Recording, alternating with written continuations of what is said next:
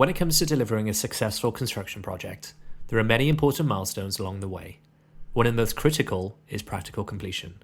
This term marks a point when a building is considered ready for its intended use.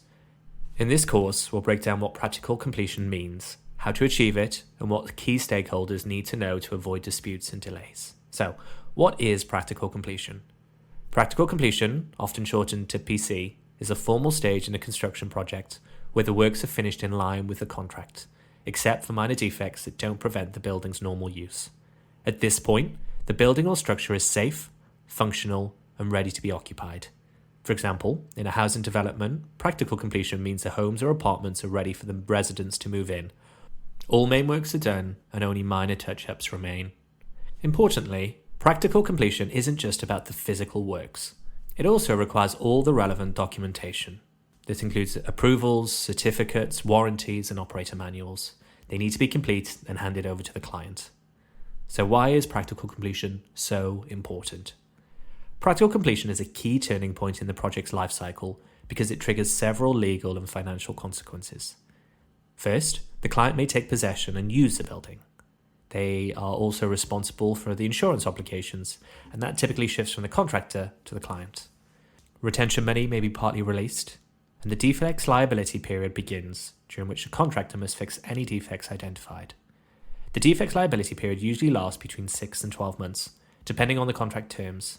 It is not a warranty period, rather it gives the client time to spot defects and get them corrected at no extra cost. Okay, let's look at how practical completion is achieved. Getting to practical completion involves a few critical steps. Number 1, pre-completion inspections. The contractor carries out detailed inspections to confirm the works meet the contract requirements. Any defects or incomplete items are identified and listed. Number 2, rectify the defects. If defects are found, they must be corrected before practical completion can be certified. Number 3, submit final documents. Once the works and corrections are complete, the contractor must provide the client with all final documents, such as as-built, operation manuals, and warranties. And finally, certification. The contract administrator or employer's agent reviews the site and paperwork. If satisfied, they issue a certificate of practical completion. Delays in achieving practical completion can cause disputes and financial headaches. They can impact when retention is released and when the defect liability period starts. Clear communication and a shared understanding of what practically complete means helps avoid conflicts. Contracts should also address how delays will be managed, including extensions of time or liquidated damages. Before going on to the next section, practical completion is more than just a milestone. It marks a legal and financial handover point that affects everyone involved. Always check your contract's definition of practical completion, plan early, and document everything to ensure smooth transition from construction to occupation.